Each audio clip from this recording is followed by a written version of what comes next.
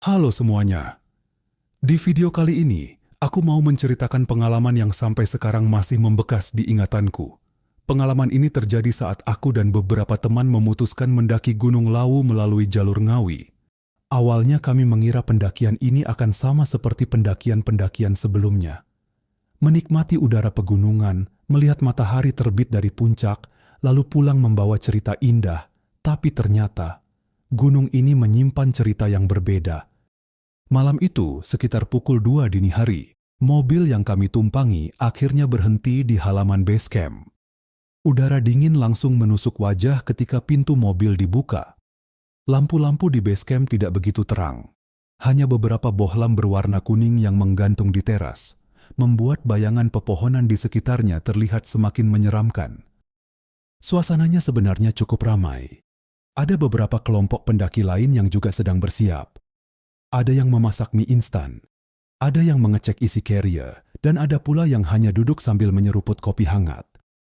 Kami ikut menurunkan semua perlengkapan, carrier, trekking pole, jas hujan, senter kepala, logistik, semuanya dicek satu persatu. Setelah registrasi selesai, penjaga base camp mengingatkan kami beberapa hal. Mulai dari aturan menjaga kebersihan, tidak merusak tanaman, hingga pesan yang terdengar sederhana, tetapi diucapkan dengan nada yang cukup serius. Kalau mendengar ada yang memanggil nama kalian di tengah hutan, jangan langsung menjawab. Kami hanya saling pandang. Beberapa teman malah tertawa kecil. Mungkin itu hanya bagian dari cerita yang biasa disampaikan penjaga gunung kepada para pendaki. Aku pun menganggapnya begitu. Sekitar pukul 3 dini hari, kami mulai berjalan meninggalkan base camp. Langkah pertama terasa ringan, udara begitu segar. Suara serangga malam masih terdengar dari berbagai arah. Lampu headlamp milik kami membentuk garis-garis cahaya kecil di tengah gelapnya hutan. Awalnya kami masih banyak bercanda, saling melempar candaan, sesekali berhenti untuk mengatur napas. Jalur awal masih cukup bersahabat. Pepohonan tinggi menjulang di kanan dan kiri jalur, membuat cahaya bulan hampir tidak bisa masuk ke dalam hutan. Semakin lama berjalan, suara dari base camp mulai menghilang. Yang tersisa hanyalah suara langkah kaki kami sendiri. Sesekali terdengar ranting patah, angin berembus perlahan, dan suara dedaunan yang bergesekan. Sekitar 1 jam perjalanan, kami tiba di pos 1. Kami beristirahat sekitar 15 menit. Ada yang minum, ada yang makan roti, ada yang hanya duduk sambil memandangi gelapnya hutan. Saat itulah aku mulai merasa ada sesuatu yang aneh. Entah kenapa, suasana di sekitar pos 1 terasa terlalu sunyi, padahal jumlah pendaki malam itu cukup banyak. Anehnya, selama hampir 15 menit kami beristirahat, tidak ada satupun rombongan lain yang melewati kami. Padahal seharusnya ada pendaki yang menyusul dari belakang. Aku sempat bertanya kepada salah satu teman, "Perasaan tadi rame ya di base camp?" Dia mengangguk, "Iya." "Kok sekarang sepi banget?" Kami tidak terlalu memikirkannya. Mungkin saja rombongan lain berjalan lebih lambat. Perjalanan kembali dilanjutkan.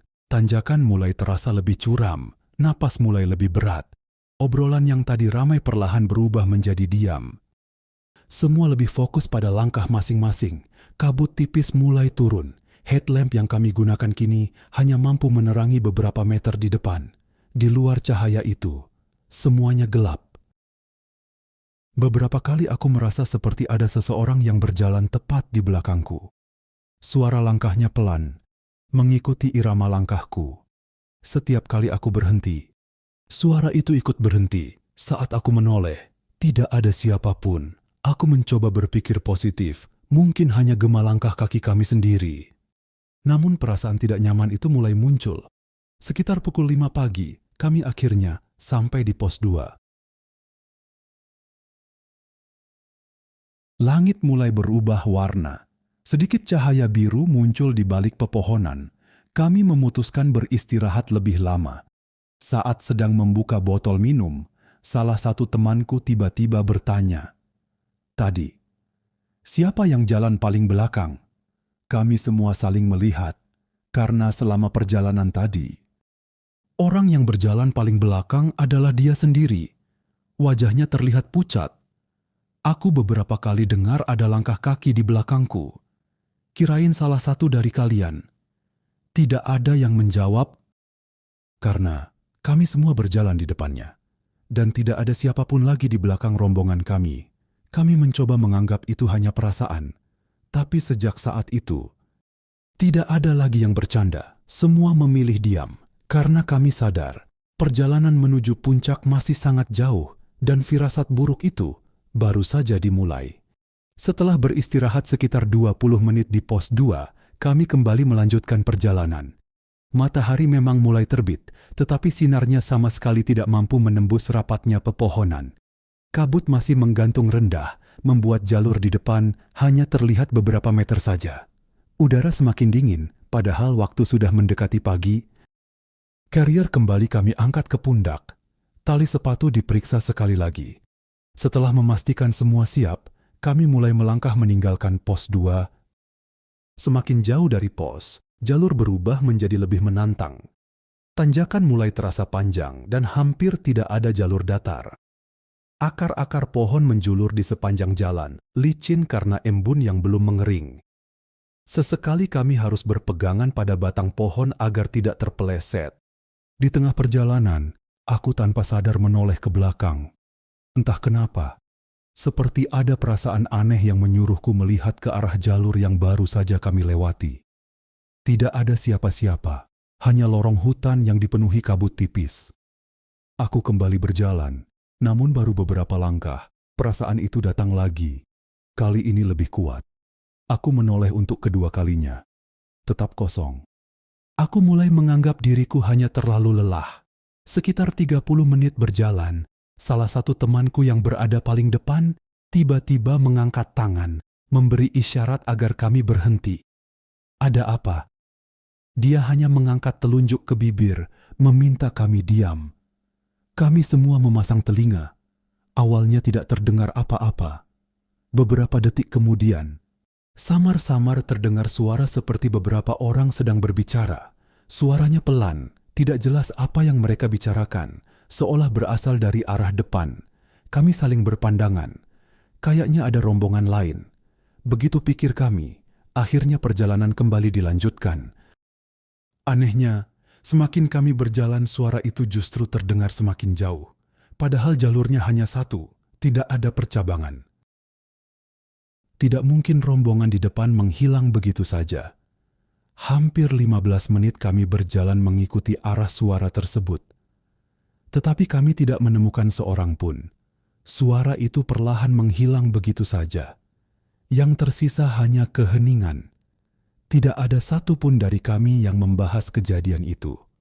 Mungkin karena masing-masing mulai merasakan sesuatu yang sama. Suasana hutan terasa berbeda, tidak seperti hutan biasa. Tidak ada suara burung, tidak ada suara monyet. Bahkan suara serangga pun nyaris tidak terdengar. Hutan itu terlalu sunyi, dan justru kesunyian itulah yang membuat bulu kuduk mulai berdiri. Beberapa saat kemudian, kami berhenti sebentar untuk minum. Saat sedang membuka botol, salah satu temanku berkata pelan, "Perasaan dari tadi kita nggak ketemu pendaki lain ya?" Aku baru menyadarinya. Benar juga. Sejak meninggalkan pos 2, kami belum bertemu siapapun. Padahal malam tadi base camp cukup ramai. Kalaupun rombongan lain berada di depan, setidaknya kami seharusnya bisa melihat bekas mereka. Atau paling tidak mendengar suara mereka dengan jelas. Tapi ini tidak. Seolah hanya rombongan kami yang berada di gunung saat itu. Kami memilih melanjutkan perjalanan. Semakin siang, kabut justru semakin tebal. Pandangan semakin pendek. Sesekali cahaya matahari muncul sebentar, lalu kembali menghilang tertutup kabut. Di salah satu tikungan jalur, aku kembali merasa seperti melihat seseorang berdiri di balik pohon. Refleks aku mengarahkan cahaya senter ke sana. Kosong. Hanya batang pohon besar yang dipenuhi lumut. Aku menghela napas panjang. Mungkin memang mataku yang mulai lelah. Beberapa ratus meter kemudian, kami akhirnya tiba di pos 3. Kami memutuskan berhenti cukup lama. Carrier diturunkan. Sepatu dibuka. Kompor kecil mulai dinyalakan. Aroma kopi dan mie instan perlahan memenuhi udara dingin pagi itu. Suasana mulai sedikit cair. Beberapa teman kembali bercanda. Kami mengira rasa tegang tadi hanyalah karena kelelahan. Saat sedang makan, datang seorang pendaki yang turun sendirian. Usianya mungkin sekitar 40 tahun. Wajahnya terlihat lelah, tetapi tetap ramah. Kami sempat mengobrol sebentar. Dia bertanya kami naik dari jalur mana. Setelah mengetahui kami lewat jalur Ngawi, wajahnya berubah sedikit serius. Sebelum melanjutkan perjalanan turun, dia berkata, "Di atas nanti, jaga ucapan. Jangan sembarangan memanggil teman kalau belum benar-benar melihat orangnya." Kami sempat ingin bertanya maksud ucapannya. Namun dia hanya tersenyum tipis. Lalu berjalan turun tanpa menoleh lagi. Kami kembali saling berpandangan. Entah kenapa, nasihat itu terdengar jauh lebih serius dibandingkan cerita-cerita yang sering kami dengar sebelumnya. Setelah selesai beristirahat hampir 40 menit, kami kembali melanjutkan perjalanan menuju pos 4. Jalur mulai berubah. Pepohonan semakin rapat. Kabut semakin pekat. Angin yang sejak pagi berembus perlahan, kini tiba-tiba menghilang. Suasana menjadi sangat hening. Sampai-sampai suara napas sendiri terdengar begitu jelas. Di tengah perjalanan, salah satu temanku yang berjalan paling belakang tiba-tiba mempercepat langkah hingga berada tepat di sampingku. Aku bertanya kenapa. Dia menjawab pelan. "Aku nggak enak dari tadi." "Kenapa?" "Kayak ada yang jalan di belakang." Aku langsung menoleh. Tidak ada siapa-siapa. Jalur di belakang kosong. Hanya kabut putih yang perlahan bergerak di antara pepohonan. Kami kembali berjalan. Belum sampai 5 menit. Terdengar suara pelan. Sangat pelan. Seolah berasal dari balik pepohonan. "Mas." Kami spontan berhenti. Semua saling melihat. Tadi siapa yang manggil? Tidak ada yang menjawab. Karena tidak ada satupun dari kami yang berbicara. Beberapa detik kemudian, suara itu terdengar lagi. Kali ini lebih jauh, lebih lirih. Dan setelah itu, hutan kembali sunyi, seolah tidak pernah terjadi apa-apa. Sebelum mulai berjalan lagi, kami semua sepakat untuk tidak memikirkan kejadian aneh yang baru saja terjadi. Mungkin memang benar, semakin dipikirkan, justru akan membuat kami semakin takut. Salah satu teman bahkan mencoba mencairkan suasana dengan bercanda, meski tawanya terdengar dipaksakan. Carrier kembali kami kenakan. Kami mengecek senter, botol minum, dan logistik. Setelah semuanya siap, perjalanan menuju pos 5 kembali dimulai. Semakin tinggi kami mendaki, jalur berubah drastis. Pepohonan mulai tidak serapat sebelumnya. Di beberapa bagian, hutan berganti menjadi jalur berbatu dengan semak-semak pendek di kanan dan kiri. Angin bertiup lebih kencang daripada sebelumnya, membawa udara dingin yang langsung menusuk sampai ke tulang. Kabut yang sejak pagi menemani perjalanan masih belum menghilang. Bahkan sesekali kabut itu bergerak sangat cepat, menutupi seluruh jalur hanya dalam hitungan detik. Aku berjalan di urutan kedua. Teman yang paling depan bertugas memastikan kami tetap berada di jalur. Sesekali dia melihat pita penanda yang diikat di pepohonan sebagai petunjuk arah. Sekitar 1 jam berjalan, kami menemukan sebuah area yang cukup datar. Di sana terdapat beberapa batang pohon besar yang tumbang akibat usia. Kami memutuskan berhenti sebentar untuk minum. Saat semua sedang duduk, tiba-tiba terdengar suara seperti batu kecil menggelinding dari atas lereng. Kami spontan menoleh. Tidak ada apapun. Kami mengira mungkin hanya batu yang lepas karena angin. Namun, beberapa detik kemudian, suara itu terdengar lagi, kali ini lebih jelas. Seperti ada seseorang yang sedang berjalan di atas jalur berbatu. Langkahnya perlahan. Sekali, 2 kali, 3 kali, lalu berhenti. Kami menunggu beberapa saat. Tidak ada siapapun yang muncul. Padahal jika memang ada pendaki lain, seharusnya mereka sudah terlihat. Kami memutuskan melanjutkan perjalanan tanpa membahasnya. Semakin mendekati pos 5, tenaga mulai benar-benar terkuras. Jalurnya terus menanjak tanpa ampun. Setiap beberapa puluh meter kami harus berhenti untuk mengambil napas.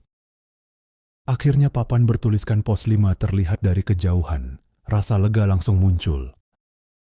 Kami segera menurunkan carrier dan beristirahat. Di pos itu hanya ada kami. Tidak ada rombongan lain. Padahal waktu sudah mendekati siang. Salah satu teman mengambil kamera dan mulai merekam suasana sekitar. Saat kamera diarahkan ke arah lembah yang tertutup kabut, dia tiba-tiba diam. Kenapa? Dia hanya menggeleng. Nanti aja. Baru setelah kami hendak berangkat lagi, dia menunjukkan rekaman itu. Di layar kamera terlihat jelas kabut bergerak perlahan. Lalu, selama sekitar 2 detik, tampak bayangan hitam menyerupai seseorang berdiri diam di antara kabut. Ketika kamera sedikit bergeser lalu kembali ke arah yang sama, bayangan itu sudah tidak ada. Kami mencoba mencari penjelasan logis. Mungkin hanya batang pohon. Mungkin permainan cahaya. Tidak ada yang benar-benar tahu. Kami memilih melanjutkan perjalanan. Semakin mendekati puncak, vegetasi mulai berubah. Pohon-pohon besar mulai berkurang. Jalur didominasi batu dan tanah yang lebih terbuka. Angin bertiup semakin kencang hingga kami harus mengenakan jaket lebih rapat. Kabut perlahan mulai menipis. Untuk pertama kalinya sejak pagi, kami bisa melihat langit dengan jelas. Warna biru mulai muncul di balik awan. Semangat kami kembali naik. Puncak sudah tidak terlalu jauh. Beberapa pendaki yang turun mulai berpapasan dengan kami. Mereka menyapa seperti biasa. Kehadiran mereka sedikit menghilangkan rasa tidak nyaman yang sejak tadi menghantui perjalanan. Setelah melewati tanjakan terakhir yang cukup menguras tenaga, akhirnya kami melihat kawasan puncak di depan mata. Rasa lelah seolah langsung hilang. Semua mempercepat langkah. Tidak lama kemudian, kami akhirnya berdiri di puncak Gunung Lawu. Angin bertiup sangat kencang.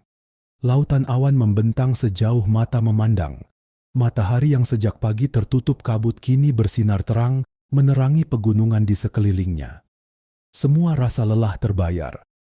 Kami saling mengucapkan selamat. Mengabadikan momen dengan foto bersama. Membuat beberapa video singkat. Dan menikmati pemandangan yang luar biasa indah. Beberapa saat kemudian kami memutuskan beristirahat sambil makan siang sebelum turun. Saat itulah seorang pendaki yang baru tiba di puncak menghampiri kami. Dia bertanya, "Kalian naik lewat Ngawi?" Kami mengangguk. Dia hanya tersenyum tipis lalu berkata, "Kalau nanti turun, usahakan jangan sampai kemalaman." Kami mengira itu hanya nasihat biasa. Kami sama sekali tidak menyangka. Justru perjalanan turunlah yang menjadi bagian paling menyeramkan dari pendakian ini. Setelah beristirahat hampir 1 jam di puncak, kami mulai membereskan semua barang. Sampah kami masukkan kembali ke dalam kantong, botol minum diisi, dan carrier kembali kami kenakan. Sebelum turun, kami sempat menikmati pemandangan untuk terakhir kalinya. Langit benar-benar cerah, lautan awan mulai pecah, memperlihatkan hamparan hutan yang tadi malam kami lewati dalam gelap. Kalau melihat suasana siang itu, rasanya sulit percaya kalau beberapa jam sebelumnya kami sempat merasa begitu mencekam. Sekitar pukul 1 siang, kami akhirnya memulai perjalanan turun. Awalnya semuanya berjalan normal. Kami saling bercanda lagi. Bahkan salah satu teman mengatakan, "Kayaknya tadi kita kebanyakan mikir deh." Semua tertawa. Suasana yang sempat tegang perlahan menghilang. Turun gunung memang terasa lebih ringan daripada saat mendaki. Walaupun kaki mulai pegal karena harus terus menahan beban tubuh. Sekitar 1 jam perjalanan turun, langit yang tadinya cerah mulai berubah. Awan gelap datang dari arah barat. Angin yang semula sejuk berubah menjadi dingin. Tidak lama kemudian, kabut turun dengan sangat cepat. Dalam waktu kurang dari 5 menit, pandangan kami kembali hanya beberapa meter saja. Kami segera memakai jas hujan tipis karena gerimis mulai turun. Jalur tanah berubah licin. Langkah kami otomatis menjadi lebih pelan. Salah satu teman mengusulkan agar kami tidak berjalan terlalu berjauhan. Akhirnya, kami membentuk satu barisan dengan jarak yang sangat rapat. Di tengah perjalanan menuju pos 5, aku merasa ada yang aneh. Entah kenapa suasana kembali menjadi sangat sunyi, padahal hujan sudah mulai turun.